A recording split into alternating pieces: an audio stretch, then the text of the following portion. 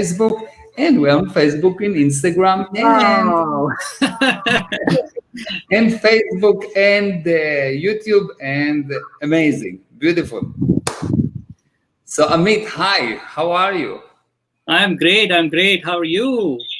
Very good, very good. I like. Where are you right now? Outside? Yes, I'm just outside in my backyard in my gazebo.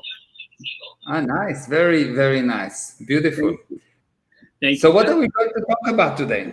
Oh my God, I'm so excited about today because I have invited some friends to watch this live because I'm put together some questions that are really important given the phase that we are in right now. And I know Okay. you are a powerhouse of information and knowledge and authority. And not just Yeah. because I've heard it from somewhere, but because I've experienced that working with you.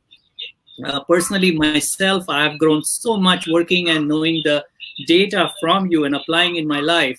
And my wife and my family, my two little kids, they have been influenced and they have seen crazy, amazing results just with the application of the information that you've shared. So, first of Thank all, you. I want to thank you. Thank you for making that change in my life. And such an amazing impact and profound changes have happened because of you. So, thank you. Thank you. Thank you very much. And just people that joining us, what I suggest that you will do is that you will start a watch group, because when you start a watch group, you will get more people that watching it with you. So if Right. you can do that, it will help them because they will hear what we're talking about here. And I promise you, if anyone that will hear this interview will gain some life-changing data. It's not just another thing. It will be amazing for them. Okay. Definitely, definitely. So ask. Okay, awesome, awesome. So I want to start with the current situation that's happening, and fear seems to be the one in everyone's mind right now. So, in your opinion, in your knowledge and information, where do you think is the origin of fear? Where does it actually originate? Fear is simply an unwillingness to communicate. And in regards to the coronavirus, I just spoke to Lisa about it. In regards to the coronavirus, the reason you have the fear is quite fascinating. Uh-huh. What does it mean, unwillingness to communicate? There is a lie. Okay. If you're afraid, you're dealing with lies. As long as everything is on the table, when you have all the truth on the table, you will see that actually the definition of the word truth is the exact thing, but without continuation. The The exact exact. thing, but without continuation, which means it Okay. is the moment of creation. The moment that you go away Okay. from the creation, it starts to have continuation, and the more continuation you have, the more lies it contains. What do I mean? The only reason that this cigar is here is because the atoms are moving, and that Hmm. movement is a lie. Why? What is a lie? A change from the original. A change Wow. from the original. Okay. So when you have a problem and the problem don't disappear, Mm-hmm. it is because there is some lie, something you don't know. Once you know everything about something, it will go away. And the bigger the damage, the bigger the destruction, the more lies are in the solution. So the solution deteriorates from the truth by the amount of damage it contains, the amount of change. So if we look at the coronavirus, we have a Mm-hmm. lot of changes in the whole planet, Yeah. changes in everything. It means that there is a massive lie. Now, what's the lie? What's the lie? Mm-hmm. The lie is quite fascinating. Uh, the lie is that the people that claim to be the experts in handling the pandemic are not an expert. Mm. Now, anyone can understand that. You don't need to go and check the certificates. What is an expert? An expert is someone that can bring results. Right. You agree? An Yeah. expert is someone that can bring Correct. results. If I said that I'm an expert, but I cannot bring result, I'm not an expert. That's true. Yes? Yes. Now, how do you bring result? Is because you've done it before. You cannot have result in the future and say that you're an expert, because you'll be an expert in the future. It means that in the past you had results. Those experts that claim that they are an expert are not an expert because they never handled a pandemic. They maybe learned about the pandemic. They maybe had theoretical knowledge about pandemics, but they never handled the pandemic. Obviously not in this size, not even close to that size, which means they don't know. Now, the only problem is that when you act on something that you don't know and you start to go in one way, people have really one bug in people have one bug, and this bug is the bug that destroys every person on earth.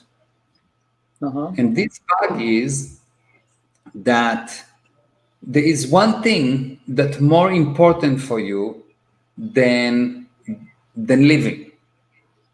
And that thing is you want to be right. You want to be right more than you want to live, which means you cannot say that you are wrong. You never, no one alive ever say that he is wrong. You say I'm wrong because, or I'm wrong but. You never say I'm wrong full stop. Yeah, there is always a justification, there is an excuse attached to it. If you say that, you will see that there is an excuse. Usually people telling me in seminars, I say that, and people say, yeah, I did say that I was wrong. I say, oh, give me an example.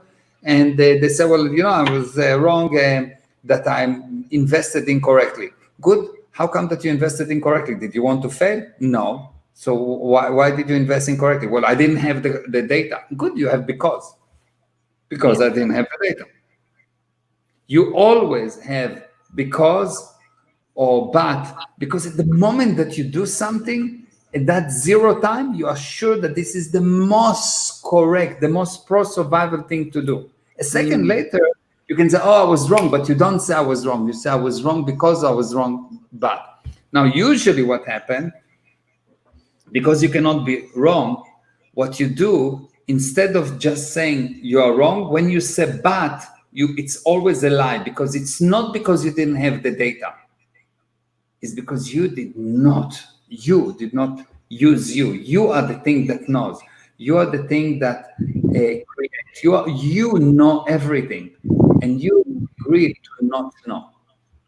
And later on, a few years later, if you look back and if you will be brave enough, you will see that you will say, I knew I just didn't trust myself. I knew I just didn't trust myself. And what happened is that once you are wrong, to prove that you are right, you keep on doing the same thing. It's weird, I know. But if a person is wrong, if a person did something bad, to prove that he's right, he's doing the same thing. So for example, you go and you decided to do a diet. I'll take something really simple like a diet. You take one bite of a chocolate and you eat the whole box, the whole thing of the chocolate. You don't eat one piece, yes? You take one bite of an ice cream, you eat the whole store, yes? You don't do. How did you know? You do one thing and you do the whole thing, yes? You see that you get into argument. You are locked on a viewpoint, and you will argue for years. Even if you see that the argument do not bring results, you will still push your viewpoint. And you will justify it and say, no, but I'm right, but this, but that. But it doesn't bring results. So obviously you are not right. You understand? So the problem with an expert is that they are human, like anyone else. And once you make a mistake, and especially if you make a mistake in front of the president of a country, you now need to justify why you've been right. So the mistake will grow and grow and grow, because you will add the lie on lie on lie. It's like when you start to lie, the lie don't end with one lie. It's more and more lies, and the more lies you add, the more stupid you get. Because essentially all the justifications and all the excuses, they are just adding up on the lies. Those are the additional lies you're talking about, correct? Yeah, the original lie, I'm not an expert, I don't know. Right. And what we need, if I was the expert that's supposed to handle it, I will say, look, I have no idea. What we can do is check what's logical. So let's have a look. Let's have a look. And we look at the data, and based on the data, we will act. But today you will see people say, well, there mustn't be more than 50 people in a group. Why? Why not 51? Mm-hmm. Why? It's nonsense. It's nonsense. It's not based on some kind of data. Or you look and you see some countries that didn't have lockdown, didn't have anything, and the hospital did not collapse, and nothing happened, and it's okay. Yes. Yeah. And more than that, in Taiwan, there's 6 people that die. In Sweden, they are somewhere in the middle, in the average level. So the quarantine don't actually help. The quarantine don't help. Who you should quarantine? Someone at high risk, maybe. Even that, I will not do that, but I will find a way to increase the immune system. That will be a more logical thing to do. Right. And what the other lie? The other lie is that if you look before the corona, no one knew how many people die from accidents. No one knows how many people die from flu. No one knows how many people die from just going to the hospital to visit someone, from mistake of doctors, from many things. Millions of people die. No one knows because no one promoted, and it's not a problem. People die, it's part of life. But when you take a situation that a few 100,000 people die, and you say that it's from corona, we don't know that it's from corona. You say that it's from corona. We actually know that it's not, but regardless of that argument. And then you say that they die from corona, and you promote it, you will be afraid. If I will, it's, I had today, I saw some very nice kind of a description of what's happening with the coronavirus. In Africa, every year, the animals go from one side of Africa to another side, okay? Okay. And they need to cross rivers.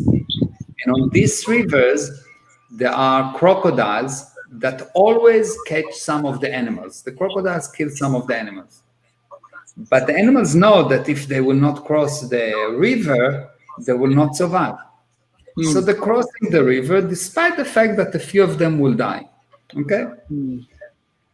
Imagine that someone will start to quarantine them, put a fence before the river to prevent a few people from dying, and quarantine them, and will kill the whole herd. Yeah. This is what's happening right now.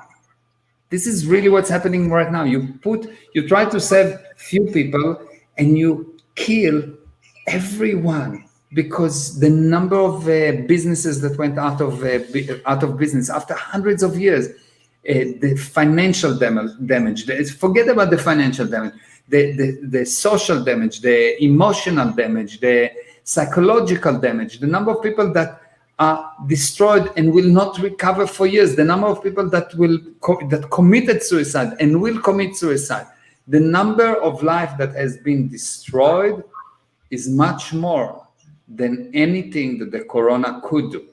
Wow. And what we did, we put a fence in front of the river to prevent some people from dying and to kill everyone else. Do you understand? This is really what we've done. And it's insane. And it's insane because the experts are not expert. Because the thing is, you're so right. People are not looking at the real data. Even if they look at the real data, to give you an example, even in India, I was talking to somebody in India recently, and they were so afraid. They were totally in fear. And I asked them a simple question. I said, do you know how many deaths happened in India because of COVID-19? And they had no idea. And they said, oh, yeah, so many people are dying. And I said, okay, but do you know the number? And as you know, the population of India is more than 1 billion.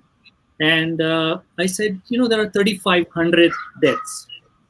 This was about a week or 10 days ago. I said, there are 3,500 deaths in India. in a country that is a population of 1 billion. And the person that I was talking to could not say a word. He said, "That's it?" And I said, "Yes." Because the media and all the input that they are getting, I mean, I know it's not that person's fault, because they are bombarded with all the fear and the media, that they're not getting any other input. All what they're getting is all these news that, oh, so many people died and this is happening and that is happening. So they're overwhelmed with this information. So this real data that you provide, and such sources do provide, people are sort of blocked from getting that information. Yeah, it's, you need to know in evaluating data, if the data do not bring an immediate improvement, the data is false. But how do you know if the data is false? You need to look anything that push you towards more fear, anything that push you towards I cannot do something about it, it's false. Think about it. If there was, it's basically, you can think about it. There is one country that going against another country, okay? And think about it that someone will talk in this country about how terrible those people and how we need to be afraid of them and we need to be afraid of them and how we need to be afraid of them. So before they will shoot a bullet, we will kill ourselves. We will quarantine ourselves. Yes?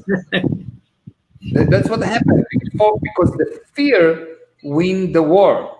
The people that are willing to look at the fear in the eyes win the war. It's not the bullet. It's not how powerful your airplanes. Is not anything. Is Are you willing to look at the fear in the eyes? Israel, when Israel started, it was 1948. I think there was 650,000 Israelis, no airplanes, no tanks, against armies from, I think, 8 countries, something like 250 million people against 600,000. Wow. And the 600,000 people won, not because they had better guns, they had worse guns, not because they had more bullets, they had less bullets, not because of anything other than they had such a strong purpose that they look at the fear in the eyes and say, fear, come on, come. I'm willing to look at it. I'm willing to die. Why? Because my freedom is more important than my body. Today, what you've been promoted is that your body is more important than your freedom. Your body is more important than anything. And when you think like that, when you're educated like that, you become a piece of dead body. You are actually becoming a piece of a physical thing, because the spirit will never admit that something other than it can cause anything. You, the spirit, can cause anything. And anyone that convinces you that you are less than a god, and not a god like the real God, yes? Right. You are less than a god, which means you can determine what's happened. You can look at the fear in the eyes and win. You can do something about it. Anyone that convinces you anything else is actually your enemy. Lovely. Love it. That's amazing. So we're talking about businesses. Every business around the world is now affected, and majority of the businesses are losing money. There are a few businesses that are making good money, actually really good money, and some people are barely making it through. So what do you think that the businesses should be doing right now to either stay afloat or actually do better than what they've ever done?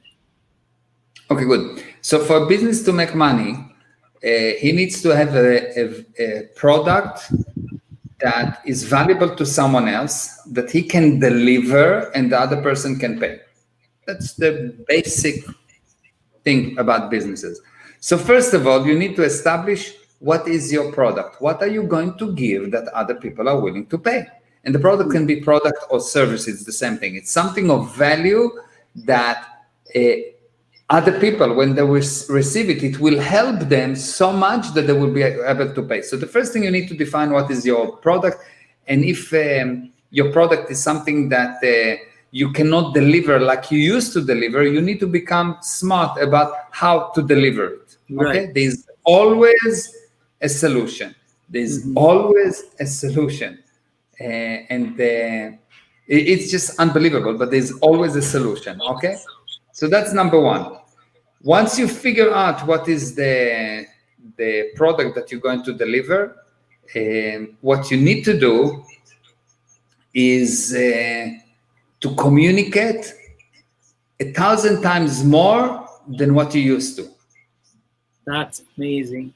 That is Just amazing. that's all. Number one, define the product, and number two, communicate 1,000 times more. Nothing else. You will.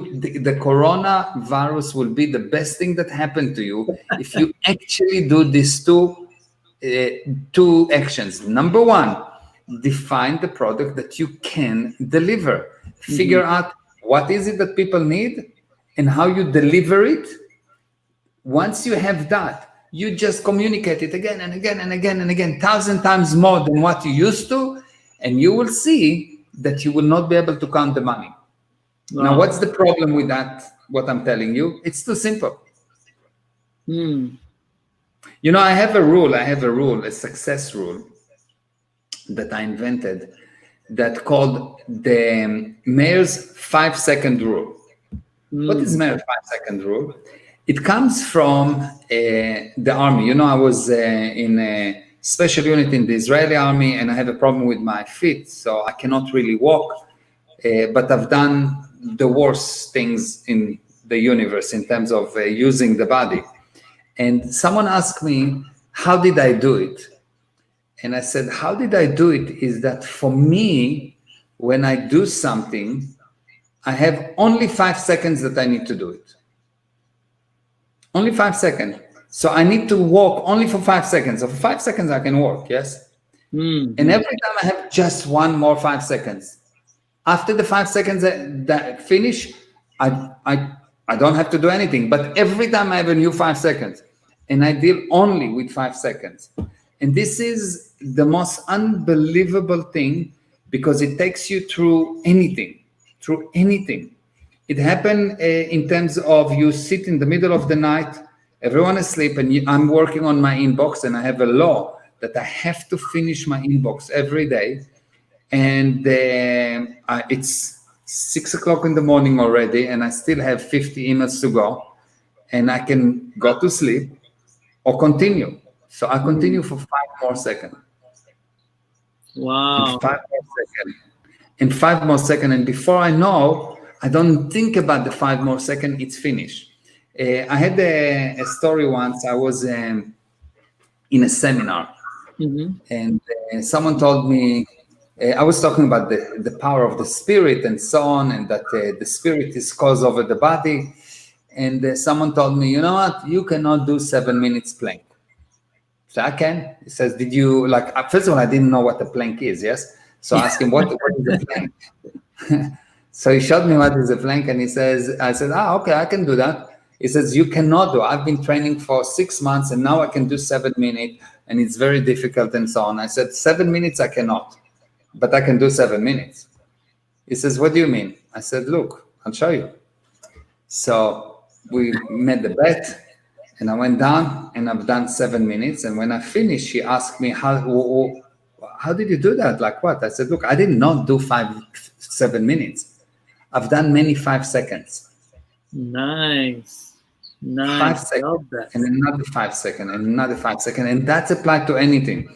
In anything in life, you need to find your 5 seconds. And sometimes it's 5 seconds, and sometimes you can define it's 5 minutes, and sometimes it's 5 hours, but it's something. Now, there's a whole knowledge behind it, why 5 and not 4. It must be uneven number one. Oh, wow, really? Yeah, because it creates this next thing. When it's even, you get to an end, plus, minus, plus, minus. When it's uneven, it creates the next cycle. There's a whole knowledge about this 5 minutes, 5 second rule, but At the moment, if anyone hear it and just apply that 5-second rule, whenever something becomes difficult, whenever you worry about something, whenever you're not sure if you can, all you have to do is to say, good, 5 seconds. I can't do that for 5 seconds. Just 5 seconds, 5 seconds, 5 Right. seconds. See, your whole life will change by the 5-second rule. My 5-second rule already changed the life of many people. And I get it almost every day. Someone write to me and say, I was like, I couldn't do that. And I thought that I cannot do that. I cannot continue with my business. And my accountant told me that we need to close. And I said, you know what? 5 more days.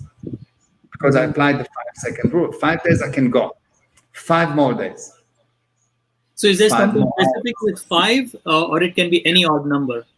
No, it's 5. It's 5. It has to be 5 is 5. very specific. Okay. Yeah, there's a reason why 5. And if you come to one of my seminars, I will explain. But generally, 5 has to do with the way that the power of the spirit has been deteriorated from knowing to where we are right now. So there's a specific reason why 5 and not 3 and not 4 and not 7 and not 6. 5. Awesome. Really important 5. Awesome. Wow, Yeah. That's amazing, Meir. Okay, good. So the 5-second rule is something that can change your life. And if you start to apply it, every time you feel a little bit, I cannot, that's it, enough, I'm done. Apply the 5-second rule and you will see that you will succeed, you will progress in order of magnitude more than what you've done up to now. Fantastic. Love it. Okay, Meir. Recently, you started an amazing series of webinars, which was focused on Yoga Sutras.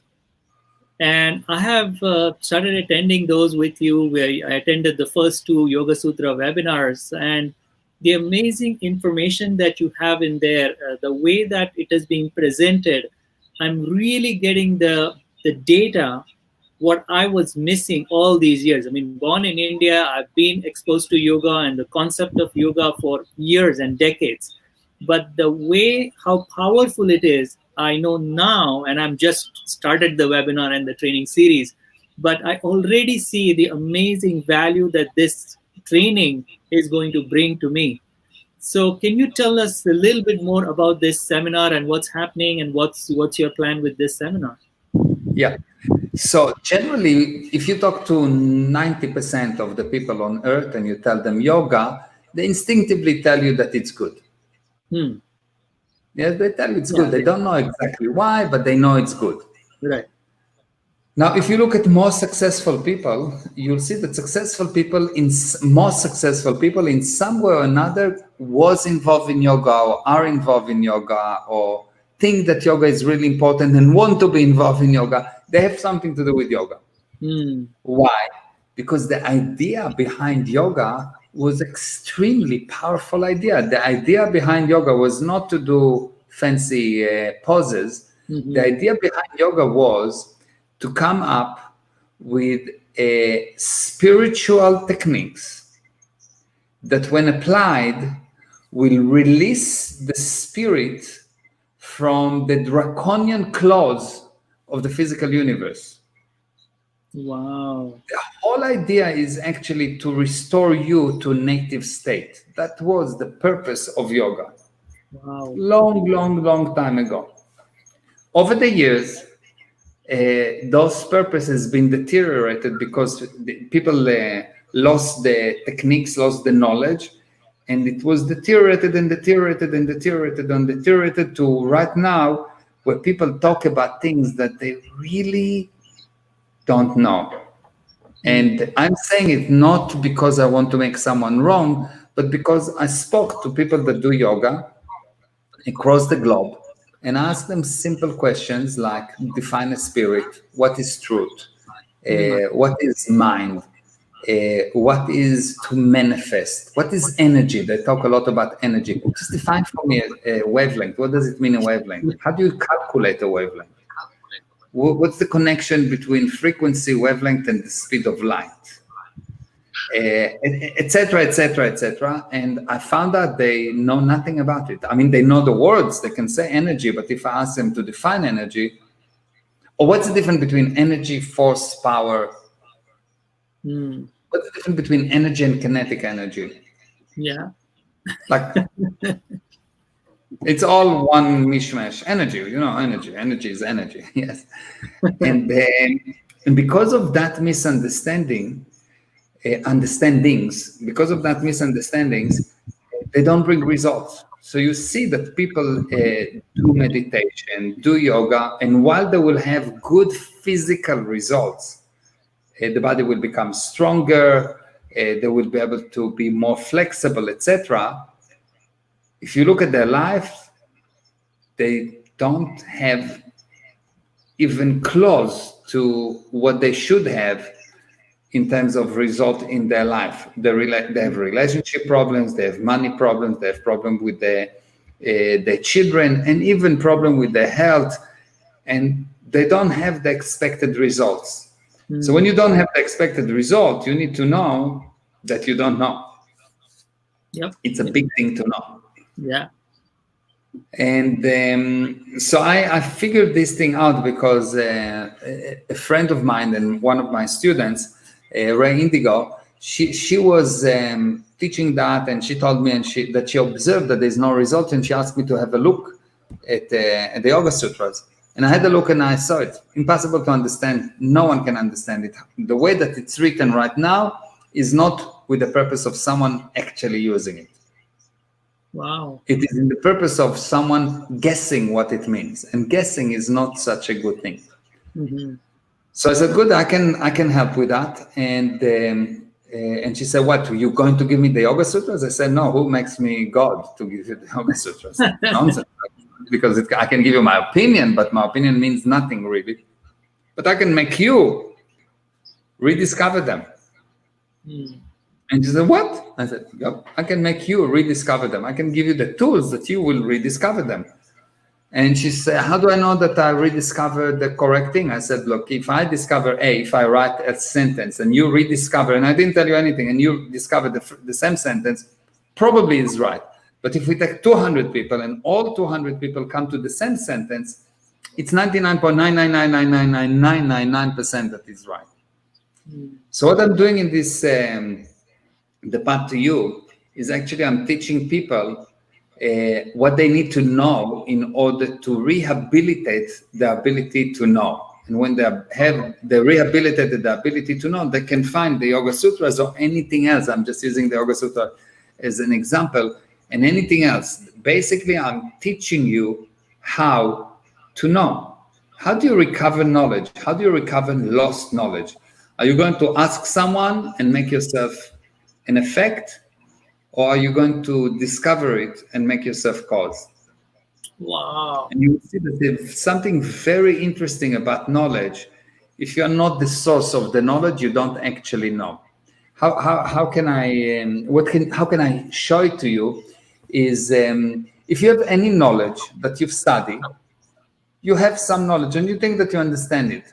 One day you got to teach it. Once you start to teach it, you realize what you know, what you don't know. You realize everything. When you teach, is the best time for you to learn. Not from school, not from books, not from anything. When you teach, when you assume that you know, when you become the source, you learn the most. So the only way for you to learn is to teach. What does it mean to teach? To assume that you know. Never allow to anything else or anyone else other than yourself to be the source of your knowledge, source of your data. You know the definition of the spirit, or one of the definitions is this thing that knows. And when someone else other than yourself is the source for your knowledge, you become a useless robot. You think that you know, but you're actually useless. That's so powerful. That's so powerful. And you've been teaching this in your seminars and webinars, and I've attended 2 or 3 of your live seminars, which were just mind-blowing. I mean, remember the first one that I attended, we went on and on and on. It was about 4 p.m. And then we realized, oh my God, we've not had lunch yet. And we Yeah. went from, say, 8 o'clock in the morning till about 4 o'clock without having any breaks, no lunch, no breakfast. And I've never had that experience attending any other seminar. Everybody was so involved, and you were involved, and it was so much fun. It was not like it was intense and everybody's working hard. It was fun. Yeah. Yeah. Yeah. So that was really different. And the main thing I like about learning from you, Mir, is you make other people so right. You make other people so right. And I've had that difficulty myself when I'm teaching someone, because when I do my coaching and my teaching and training, the concept that I originally had was that I know more than them, and that's why I need to teach them. I need to give them more data. But since I've been learning from you for about 3 years, and that huge shift has happened in my teaching, people have started to recognize that, oh my God, I'm not just saying that, oh, you're wrong, you don't know that, but I'm actually helping them realize that they are already powerful. And this is one of the most powerful lesson I've learned from you, and it has Thank shown great, amazing results for me. So thank you so much for you. Well, helping me, and you. just Yeah. making a huge difference. Yeah. I have a very interesting definition for the word learning. Uh-huh. I say that learning is a process of deleting fake realities and not adding data. Most people think that you got to learn in order to get data. I Mm. say you got to learn in order to remove nonsense. And when you clean your windshield enough, all of a sudden you can see, and you don't need me to tell you go left, go right. You can see Right. because you know. And the only bad thing that you can tell a person is you don't know. Oh my God, that's amazing. The worst thing, the most suppressive thing that you can do to a person is to tell him you don't know. You want to Wow. destroy someone, tell him you don't know. Yeah. You know, you know, you know. And any teacher can, the only thing that the teacher can do for you is help you realize that you actually know. And you Mm. don't do that by adding data, because if I'm adding data, then I become the God and you become my slave. Mm. What kind of a freedom is that? What kind of Right. life is that? Never, ever, ever make anyone or anything or any deity or anyone the source of your knowledge. You Right. need to get to a point where you know just because you know. Mhm. You know for no reason at all. Awesome. When I was 3 years old, I woke up one day. I went to the radio did not work at our home, and I crawled to the radio because I was with Cass and whatever. Never mind. So I opened the radio, the back of the radio. I look, and I decided that vacuum tube is broken. I took the vacuum tube out, went to my dad, and I said, "Hey, Dad, this vacuum tube is broken, and if you buy me one, I will fix the radio." And he says, "How do you know that vacuum tube is broken and not something else?" And I looked at him and I thought that he's the most weird person in the universe. And I told him, "How do you know your name?" "What do you mean, how do you know?" "I know. I don't need a reason to know. But you know, you know. You know your name. You don't say, well, why do I think my name is? No, you know." And that was my viewpoint on life since then. And every time my life went the wrong way around is because someone came to me and told me that I don't know. Mm. Good intention people, but Yeah. they told me I don't know. And the disaster always came. You want to find the beginning of any one of your failures, any disaster that you have in your life, you will see it started when you bought the idea that you don't know, that someone other than you know more than you. No one, no one know more than you, because anything that in front of you, behind you, or the side of you, you put it there. So no one can know more than you. You know the spirit only ability is to know, and you know by putting ideas out, not by looking at your past. The Mm. definition of the word insanity is attention stuck in the past. Attention stuck in the past. So when someone else other than yourself or something else other than you tell you what's right, what's wrong, how to know, etc., etc. You need to know you're already checked out, you're already lost. Yeah. Make sense? That is so powerful. So powerful. Love that. Love that. And this is what I mean, Meir. I mean, applying all this in my life through drills and exercises is just amazing. I mean, there's no information like this that's available that one can read it, but it's so much at a practical level that it can be done. Yeah, So, it's really the simplicity is unbelievable, and the results are immediate. And if someone come to you and tell you that either it's not simple or the results are not immediate, and when someone cannot show you the results, or when he thinks that it's complex, you need to know this person don't know. yeah. You need to know it. This person don't know. Person that not thinks that everything is simple. He's like, he thinks, wow, he really thinks that it's complicated. You don't believe it. Like, wow, you think it's complicated. Let's say you know how to write and someone tell you it's complicated to write. You think, no, it's really simple. Yes. So number one, it's easy. Number two, you can predict how long it will take to bring the result. You can say that's how long it will take.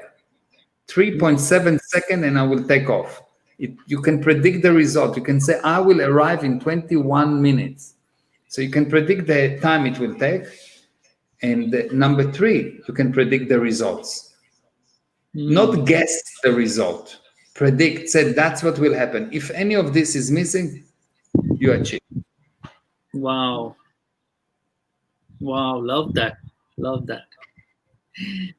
Okay. Awesome. That's so important, Meir. Thank you so much. This is really, really helpful. Just before we go, anyone that's listening, if you have any questions, follow me on Instagram, Meir Ezra Official. And even if you don't have questions, make other people follow me on Instagram, Meir Ezra Official, and simply write for me a question. Anyone, even if I don't know the person, write for me any question you have, and I will give you answers you will not like, but they will be effective. That's number one. Number two, if you want to join the path to you, the lost art of this Yoga Sutra, I deliver it on Sunday, 3 p.m. Eastern Standard Time, 9 p.m. South Africa time, and 10 p.m. Israel time. All you have to do is to go to meirezra.com/yoga and register. It's free, not easy, but free, yes, and it's on the screen here on Facebook and YouTube, and it's in my bio on Instagram. So you go to my bio on Instagram, you'll find the link and you click. And other than that, tomorrow at same time, 4 p.m. in Eastern Standard Time and 10 p.m. in South Africa, I'm going to do another Facebook Live every day. I'm doing this thing other than Saturday and Sunday, or other than Sunday, I'm not sure. Every day I'm doing those interviews and I talk about whatever. If you want to ask me specific questions, private message me and I will answer the questions. And that's it. Awesome. Awesome. Thank you, Meir. Thank you for the opportunity for interviewing you and sharing so much powerful knowledge with me and my friends and people and human beings. Thank you. And thank you for listening. Thank you for everyone. I see there are lots of people here, Swapna and Aaron and Avi Budara, Halan, Mainyanim. He's Israeli, a friend, very good friend from Israel. And Marcel Cohen, hi, also Israeli, but he lives in Canada. He's like unbelievable engineer, and he deals with like unbelievable knowledge. Yes, lots of people. Thank you for joining. Please share, and thank you, Amit, not only for this interview, for everything you're doing. You and Swapna and your family, probably the most beautiful family I ever known, most caring, most loving. And I don't think I ever met someone so special like you. You are the best family I met ever, like really unbelievable. And thank you for Shamaya that organizing everything in the background. And of course, Thank you for Gali that helps me with everything that moves. He's And amazing. thank you for joining. I'll see you tomorrow. Sounds great. Bye bye. Bye bye.